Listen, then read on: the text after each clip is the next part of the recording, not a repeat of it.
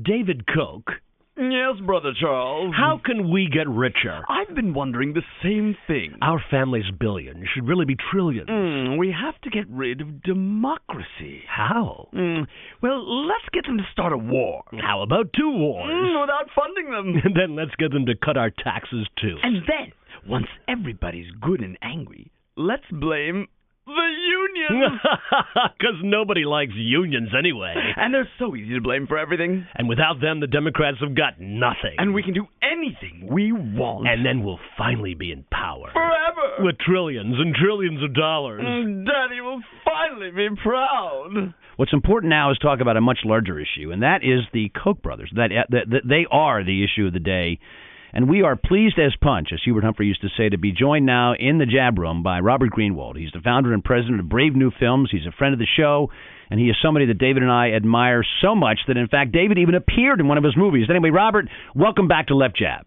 Thank you. Good to be with you. It's great to have you live talking with us because you've got a new movie out, Koch Brothers Exposed, that we're very, very excited about. We've been making fun of the Koch brothers for a long time, but making fun isn't what the essence of your movie is about. It's about really educating all of us about what these guys do, what the tentacles of their organization are all about, and how we should be paying a lot more attention to how they're affecting our daily lives. Is that not the main focus, or am I missing it? You nailed it perfectly. Thank you. See? It was a good interview. Talk to you next time. Yeah, have a great day. What was the aha moment when you turned, after a long stretch of really fascinating and very impactful films over the last few years, starting with Outfoxed, what's the aha moment when you said, these 2 guys are the perfect topic for my next film? It was a combination of things. One was some brilliant work in the print media by Jane Mayer in The New Yorker and Addie Stan at Alternet. And I realized that I consider myself very well read, and I really knew nothing about them, number one. Number two, at a time when money in politics is, one of the most fundamentally important issues, they really represent the worst of the efforts to buy up democracy. And then number three, once we got into it, at some point, once we were already working on the film, along came Occupy. And if you needed to go to central casting and said, how do you cast the worst of the 1%, those would be the Koch brothers. Nicely phrased. They are the worst of the 1%. And just as an aside, I'm not sure if you remember this, Koch Industries was an investor in one of my early companies that I ran, and they actually made a lot of money off me. So I still feel kind of dirty and cheap by the fact that my company going public made them a ton of money. So I apologize to you, Robert, and to the rest of America. Okay, well, we'll ask for a contribution from you. Thank you so very much. Good, very good, Robert. Sadly, Well it's played. all gone. Yeah, well played. Nicely done. Now, listen, I got a question for you, Robert. The first film that you did that Mark mentioned, I appeared in, Outfoxed, really sort of established you as a different kind of documentarian and film producer. You were making a transition of your own from a commercial career to a more, I would say, activist career. Why? What made you do that? Well, it was a couple of things that came together. One was, and it predates Outfoxed even, which is it was really after the first or just before the first Iraq film. It was really 9/11 when I saw how quickly the country turned from really grieving and pain into this blind rage and revenge, and it almost didn't matter who we went after. We had to go after somebody. And on a fundamental level, it really troubled me deeply that this was the direction our country was going. I was also fortunate enough, just around the time of 9/11, to have spent a good number of years in commercial film and television and been very successful. So earning a living was no longer the priority that it had been. I could afford to become a volunteer doing this work that over the years I've come to love and respect, and I'm fortunate enough to get up every day at Brave New Films and Brave New Foundation and take on some of the most important issues of the day. Have the Koch brothers responded to what you have done? Were they on you early as they found out that you were doing something about them? Oh yes, they've been responding, and they've been attacking viciously, regularly. They've bought goodness knows how much money they've spent on Google ads, which are all over the place.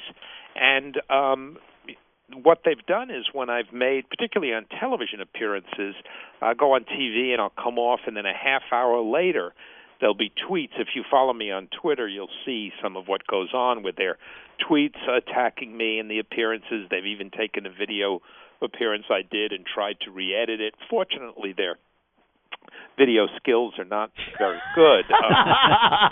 Spoken like a professional. They did a lousy job of it. But the Koch Brothers film, which you can get at KochBrothersExposed.com, or you can join us on Facebook and help, take action or do a house party. People are screening it at libraries.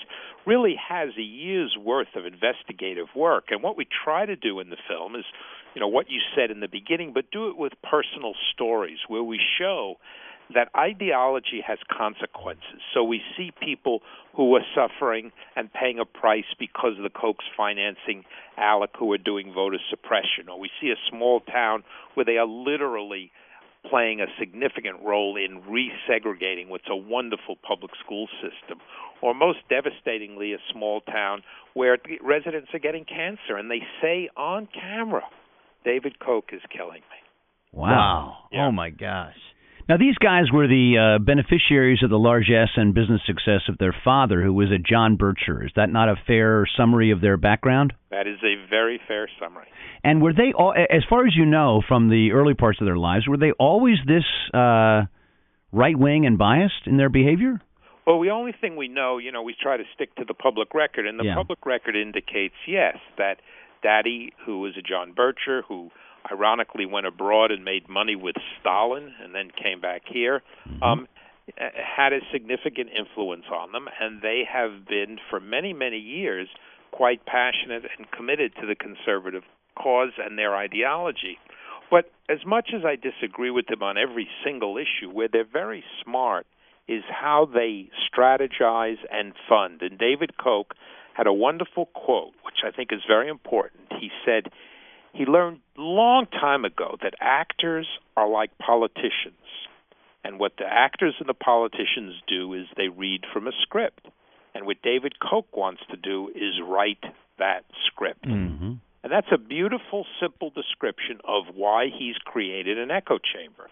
They fund think tanks, they fund activist groups, Americans for Prosperity, they fund school teachers, they fund pundits, and then finally they fund elected officials. But they fund elected officials in a way so that they are carrying out their think tanks' position papers and their ideology. And there's a section in the film that shows you very clearly how over 300 papers they funded through their think tanks to attack Social Security, and then you literally see the words from those papers appearing in the mouths of elected officials who they're paying significant money to. Now, Robert, do you think the same thing happens to any degree on the left? I mean, we have the Center for American Progress, we have liberal think tanks, People for the American Way, activist groups. Are we just not as good at it as they are? Well, we don't have anybody on the left whose funding comes with strings attached the way the Koch funding comes. As we see, they're suing Cato now. They sign agreements with colleges. Florida State University, just the students and the faculty both voted and said the Koch's, the university should not be taking the Koch's money because they come with strings attached. People on the left don't do that. And, the biggest single difference, remember, is the Kochs are funding in ways that serve their own economic self-interest. They allow them to make more money and more money, although you'd think after certain billions, how much more do you need? And it's the opposite. People on the left who fund are actually funding against their narrow economic self-interest, but they're funding in favor of democracy. What is their relationship to the Tea Party? Well, they've been, Americans for Prosperity has been active supporters, active funders, active organizers. They've provided all kinds of organizational infrastructure to the outrage that comes with the Tea Party. They have, depending on where you are on the spectrum, they've either created the flames, fanned the flames, or helped the flames spread. Where can our guests, where can our listeners learn more about this film, about you, and hopefully contribute and push forward your next project? Well, if you go to KochBrothersExposed.com on the website or on Facebook, you can see a very vibrant activist community that's doing all kinds of things using the short clips. also buying the DVD and then screening it. As I say, we've had people screening it in libraries and schools and churches and union halls and homes all over the place, and having a significant effect, because it's a cliche, but it's true. Truth is on our side here. Robert Greenwald, you're a stud. We thank you for your time tonight and joining us on Left Jab. My pleasure. Robert Greenwald, boys and girls, brave new films. It's Koch Brothers Exposed. Go watch it. We'll be right back with the second hour of Left Jab after this break. Stay tuned, everybody.